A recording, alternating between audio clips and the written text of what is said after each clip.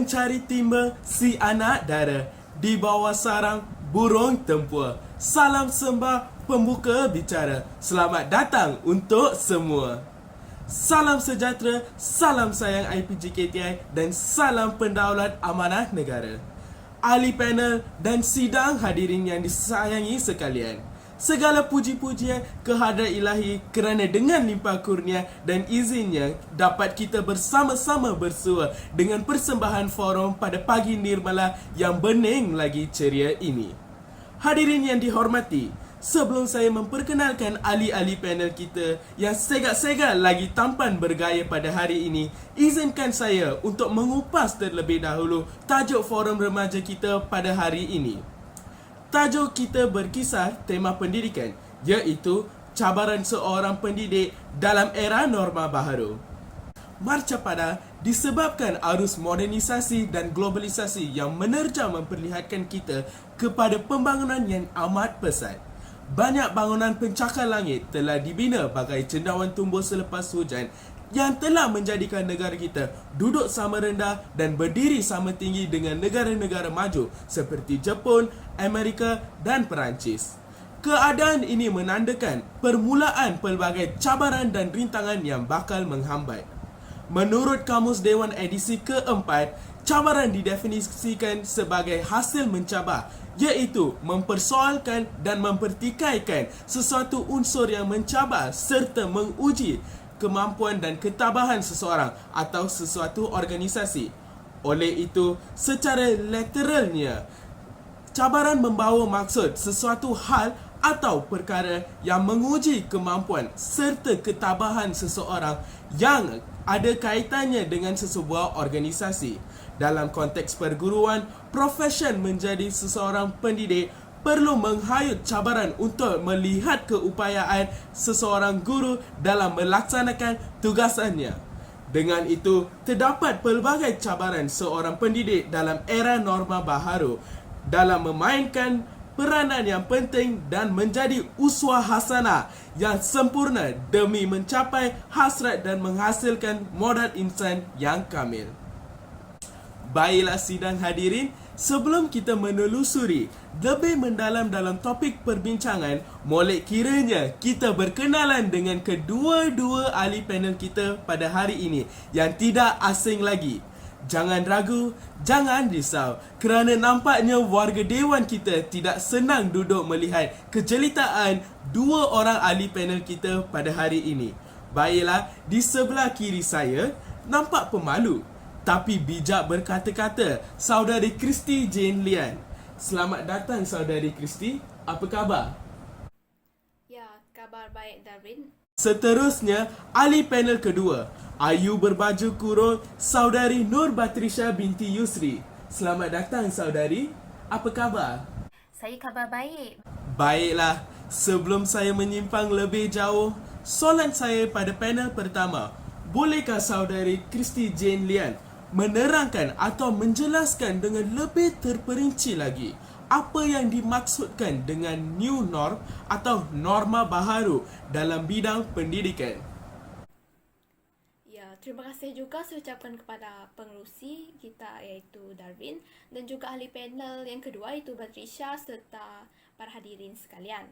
Baiklah, bagi menjawab pertanyaan saudara pengerusi sebentar tadi, izinkan saya menjelaskan takrif norma terlebih dahulu ya, kerana kita memang sering mendengar perkataan norma baharu ini terutamanya ketika pandemik COVID-19 yang telah melanda negara kita, bukan sahaja negara kita, malah di seluruh dunia. Jadi, apakah maksud norma ini? Okey, norma yang dapat saya rujuk daripada Kamus Bahasa Melayu ialah ianya menyatakan bahawa berkenaan sukatan yang standard iaitu yang menentukan sesuatu, iaitu yang bermakna dalam konteks sekarang norma asal sudah berubah menjadi norma baharu iaitu berkenaan sesuatu kaedah pengajaran dan pembelajaran. Maka itulah yang mengubah ke arah norma baharu di mana guru-guru dan pelajar belajar secara atas talian. Kemudian, norma ini sebenarnya Darwin, kata asalnya ialah norm kan, iaitu dalam bahasa Inggeris. Jadi, sinonim kepada perkataan Norm ini ialah standard seperti yang saya nyatakan sebentar tadi, garis panduan, kaedah maupun model ataupun sampel-sampel tertentu yang boleh kita guna pakai dalam memastikan suatu sistem pengajaran dan pembelajaran berlangsung dalam keadaan yang sempurna bagi menjaga kualiti suatu PDP yang dilaksanakan tersebut. Sidang hadirin, demikian tadi penjelasan yang takrif tentang norma baharu dalam bidang pendidikan yang pada perspektif saya merupakan penjelasan terperinci dan sangat menarik daripada saudari panel pertama. Jadi, setelah mendengar apa yang diulaskan oleh ahli panel pertama sebentar tadi, iaitu berkenaan maksud serta huraian tentang norma baharu dalam pendidikan, seterusnya saya mohon penjelasan daripada ahli panel kedua kita, saudari Nur Batrisha, untuk menerangkan pula tentang aspek kesediaan PDPC masa depan. Silakan saudari. Terima kasih saya ucapkan kepada Encik Darwin selaku moderator pada pagi ini, Cik Christy Jen Lian selaku rakan panel serta sidang hadirin sekalian. Tidak lupa juga untuk saya mengucapkan ribuan terima kasih kerana telah menjemput saya untuk memberi ulasan serta perbincangan mengenai cabaran seorang pendidik dalam era baharu pada pagi yang berbahagia ini. Baiklah, tanpa melengahkan masa, eloklah kiranya saya meneruskan forum pada pagi ini dengan perbincangan mengenai aspek-aspek kesediaan PDPC pada masa hadapan. Antara aspek tersebut ialah aspek yang pertama dari segi kesediaan murid untuk belajar. Kesediaan murid adalah perkara yang perlu diberi perhatian kerana mereka adalah subjek utama kepada ilmu pendidikan untuk disampaikan. Walaupun guru bersemangat dalam menyediakan pelbagai bahan PDPC, namun jika tak ada penyertaan daripada sebarang murid, maka hasil pembelajaran atau standard pembelajaran yang ingin dicapai tidak dapat disampaikan dengan sempurna kepada semua murid. Ini akan mewujudkan jurang kesaksamaan akses kepada pendidikan bagi murid tertentu yang tidak mempunyai akses kepada teknologi. Apa yang boleh dilakukan oleh guru untuk memastikan pencapaian matlamat 4 Matlamat Pembangunan Lestari 2030 adalah dengan menggunakan bahan maujud sedia ada seperti buku teks, buku latihan dan buku kerja dengan ditambah nilai melalui bahan yang dikongsikan di internet dan juga bantuan ibu bapa murid itu sendiri. Di samping itu, kaedah pentaksiran juga boleh dilakukan secara serentak maupun tidak serentak melalui pelbagai kaedah seperti video oleh murid, bahan evidence yang dibuat oleh murid, disemak oleh ibu bapa bagi memastikan pencapaian hasil pembelajaran berdasarkan standard prestasi di dalam dokumen standard kurikulum dan pentaksiran DSKP. Selain daripada kesediaan murid, guru juga haruslah bersedia bagi menjalankan proses PDPC. Guru haruslah membuat perancangan terlebih awal bagi mencapai objektif pembelajaran dengan berkesan. Apabila murid telah bersedia, maka guru dengan mudah melaksanakan PDPC mengikut tahap kesediaan murid. Guru sudah jelas dengan teknologi, pedagogi, kandungan dan pengetahuan yang ingin disampaikan atau digunakan bagi mengajar, menaksir berdasarkan DSKP untuk memastikan murid jelas terhadap pengetahuan atau pencapaian yang ingin dicapai. Selain itu, guru juga boleh menggunakan pelbagai platform teknologi penstreaman video, panggilan video, mesej atau audio untuk PDPC serentak atau menggunakan khidmat mesej telefon biasa untuk memaklumkan kepada murid apa yang ingin dicapai serta aktiviti bagi jelas tujuan dan hasil pembelajaran, bukan sekadar memberi tugasan tanpa matlamat yang jelas. Ya, memang benar, setiap tugasan akan memberi input kepada murid, namun ia akan lagi menjadi menyeronokkan apabila pelajar itu jelas apa yang ingin dilakukan dan apa tujuan pendidikan tersebut. Baiklah, kita teruskan dengan aspek yang terakhir. Maafkan saya, iaitu peranan ibu bapa dalam konteks pendidikan. Dalam konteks pendidikan, guru mungkin menguasai 90% proses pendidikan sahaja. Namun, peranan ibu bapa memantau tugasan anak-anak semasa pandemik COVID-19 ini amatlah penting. Teguran berterusan ibu bapa dan pemantauan ibu bapa dapat membantu banyak di dalam memastikan tugasan yang diberikan guru dilaksanakan dengan sebaiknya. Justeru, bagi memastikan norma baharu atau kaedah baharu PDPC semasa pandemik COVID-19 ini dapat dilaksanakan dengan sepenuhnya, oleh itu, guru haruslah menaksir atau melabel pelajar dengan grade atau band. Namun lebih besar, ia memandaikan anak bangsa dengan ilmu kerana Islam mewajibkan umatnya menuntut ilmu sepanjang hayat.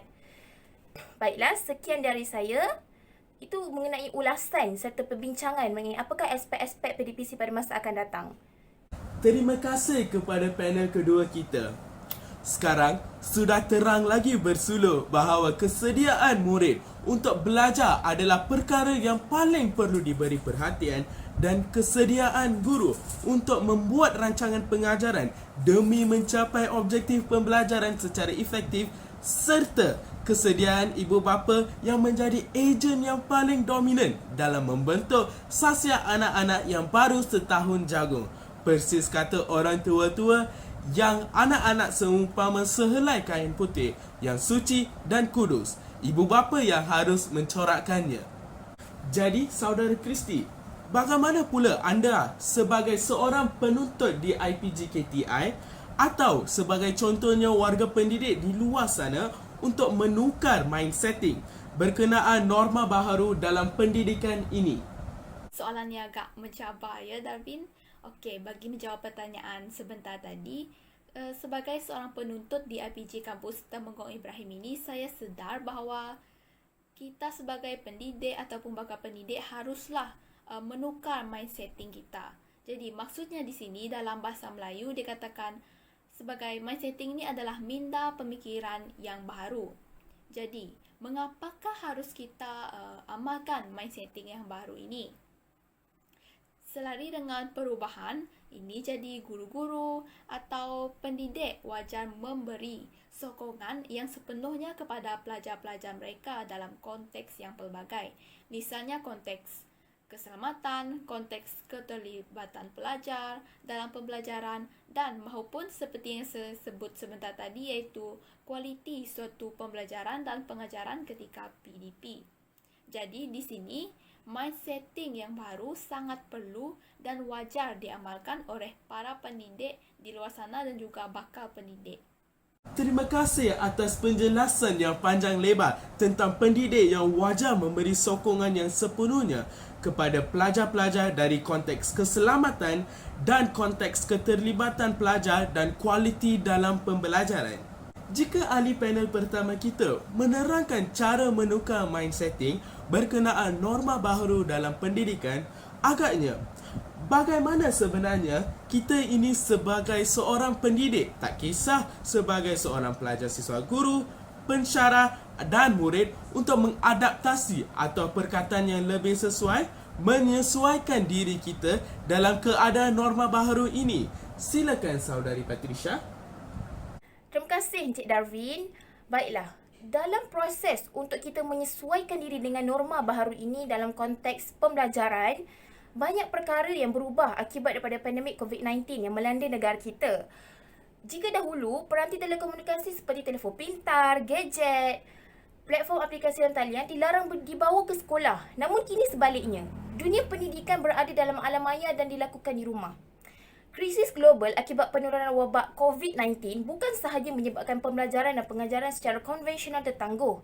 Bahkan, ia menjadi tugasan guru semakin mencabar apabila mereka perlu menyesuaikan diri dengan norma kehidupan dan kebiasaan baru yang memerlukan proses pengajaran dan pembelajaran di mana PNP dilaksanakan secara dalam talian.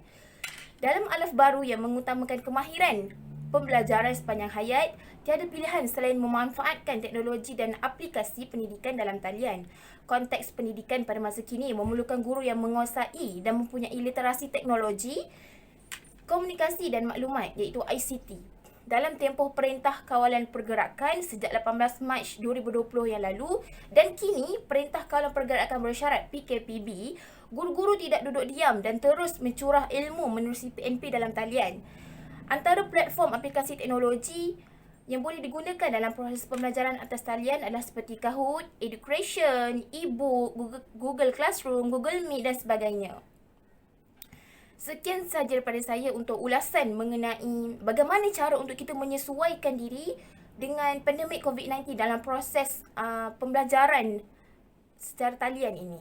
Terima kasih ahli panel kedua, saudari Nur Patricia, kerana berkongsi pendapat beliau. Bagaimana pendapat saudari Kristi? Adakah saudari Kristi melihat bahawa ada bermulanya satu perancangan atau strategi bagi melaksanakan norma baharu dalam proses pembelajaran dan pengajaran di IPG KTI? Mungkin sedikit komen berkenaan itu, saudari Kristi?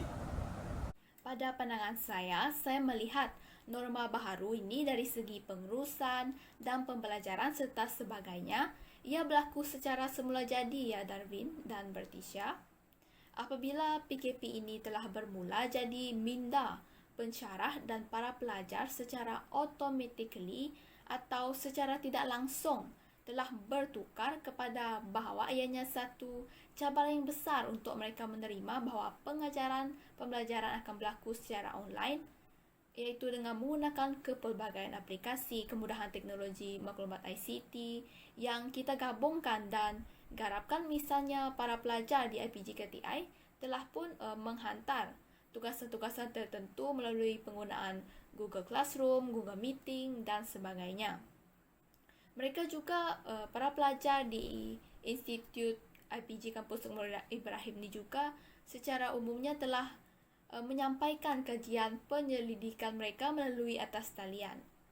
Jadi di sini secara umumnya kita perlulah sentiasa bersedia serta boleh bergerak seiring dalam memastikan pengajaran dan pembelajaran, pengurusan serta pentadbiran juga dan segalanya berada dalam keadaan proses penambahbaikan yang sentiasa bersedia untuk menampung dan juga menggarap visi dan misi IPG Kampus Terbengong Ibrahim ini dan juga hasrat Kementerian Pendidikan Malaysia.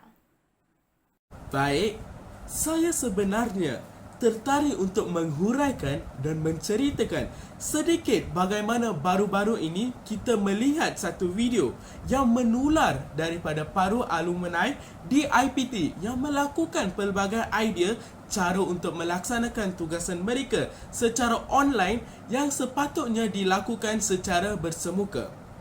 Contohnya, para siswa-siswi guru pendidikan jasmani melaksanakan video iaitu dengan merakam aktiviti kecergasan mereka untuk dihantar kepada pensyarah. Jadi, agak menarik ya kerana sebelum ni kebiasaannya pelajar jurusan pendidikan jasmani akan mengadakan kelas secara bersemuka untuk sesi pembelajaran. Namun, ketika pandemik ini, mereka terpaksa menggunakan cara ini yang baru. Persoalannya, apakah cabaran-cabaran yang dihadapi oleh para pendidik pula? Saudari Batrisha, mohon saudari menghuraikan persoalan ini kepada semua. Baiklah, sidang hadirin sekalian, pandemik COVID-19 bukan sahaja memberi impak yang besar terhadap sumber pendapatan rakyat, malah ia juga memberi kesan dalam bidang pendidikan terutamanya terhadap pendidik dalam menjalankan proses PDPC secara dalam talian. Antara isu yang sering diperkatakan ialah home-based learning, pengajaran secara dalam talian, pengajaran luar talian, gaji guru dan banyak lagi isu yang berkaitan. Hampir 80% guru menyatakan bahawa cabaran utama ialah memastikan keberadaan murid semasa kelas berlangsung diikuti dengan cabaran dalam menyesuaikan kaedah pengajaran dengan keperluan dan kesediaan murid. Di samping hendak memastikan murid memberi tumpuan yang sepenuhnya, murid faham, murid seronok belajar dengan bilangan murid seramai 30 hingga 40 orang dalam setiap kelas. Bukan itu sahaja, ibu bapa juga memainkan peranan yang penting dalam memastikan anak-anak menghadiri kelas atas talian kerana guru-guru hanya dapat menganalisis serta membuat tinjauan terhadap kehadiran murid-murid yang menghadiri kelas atas talian melalui borang soal sidik iaitu Google Form. Sekian dari saya mengenai pembentangan ini. Terima kasih ahli panel yang kedua. Ahli panel pertama sudah pastinya mempunyai buah fikiran yang tidak kurang hebatnya. Silakan saudari. Seperti yang kita tahu, pengerusi, tidak semua warga pendidik di Malaysia ini mahir dalam bidang teknologi kerana ada dalam kalangan mereka sudah berusia, terutamanya golongan-golongan para pendidik yang sudah veteran. Kerana mereka tidak terdedah dengan teknologi digital pada masa kini. Ini adalah salah satu cabaran yang besar untuk kaedah pembelajaran atas talian yang perlu dihadapi oleh guru-guru untuk melaksanakannya kerana ia mengambil masa yang agak lama bagi guru yang kurang mahir ini untuk dengan mengaplikasikan atas talian untuk menyediakan bahan mengajar yang lengkap dan mampu menarik perhatian para pelajar mereka. Namun begitu, kesungguhan dan rasa tanggungjawab para guru di Malaysia ini juga harus dipuji ya, kerana mereka tetap berusaha untuk belajar cara untuk menggunakan aplikasi digital yang ada semata-mata untuk menyampaikan ilmu kepada para pelajar yang mereka kasihi. Begitu juga dengan kemudahan infrastruktur yang agak terhad. Hal ini kerana terdapat pendidik yang tinggal di kawasan pedalaman atau di luar bandar yang mempunyai kemudahan infrastruktur seperti kemudahan elektrik dan internet yang lemah. Pencapaian internet yang lemah ini menyebabkan guru sukar untuk melaksanakan PDPR dengan para pelajar mereka.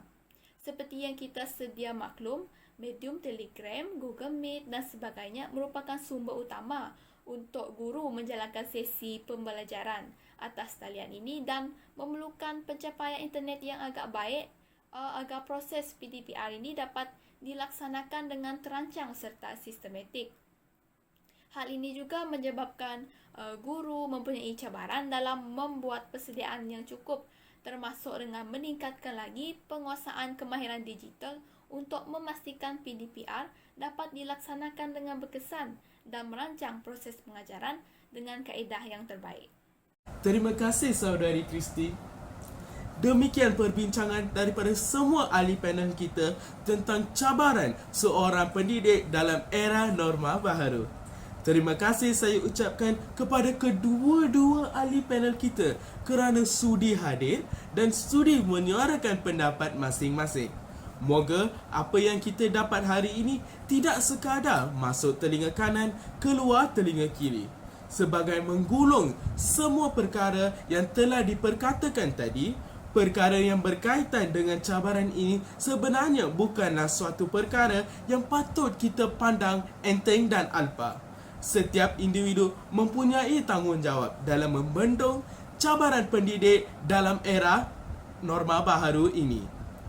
Sebagai masyarakat minda kelas pertama, semua pihak perlu bersinergi dengan menjana pelbagai saranan dan inisiatif bagi mengatasi segala cabaran pendidik dalam era norma baharu ini. Segala langkah proaktif tersebut perlu dilaksanakan secara berhumpas pulas, bak kata pepatah, patah sayap bertongkat paruh, agar segala kebaikan dapat dinikmati bersama. Janganlah seperti hangat-hangat tai ayam, kerana segala langkah terlambat tidak bermakna, kerana sesal dahulu pendapatan, sesal kemudian tidak bermakna. Harap forum ini memberi informasi bermanfaat buat semua hadirin yang dihormati. Sebelum mengakhiri bicara forum kita pada hari ini, terimalah serangkap pantun yang berbunyi: tuailah padi antara masak, esok jangan layu-layuan. Intailah kami antara nampak, esok jangan rindu-rinduan. Sekian sahaja untuk hari ini. Jika ada terkasar bahasa, tersilap bicara, mohon dimaafkan. Sesungguhnya, yang baik itu datangnya daripada Yang Maha Pencipta dan yang kurang elok itu datangnya daripada kekilafan diri kami tersendiri. Sekian, terima kasih.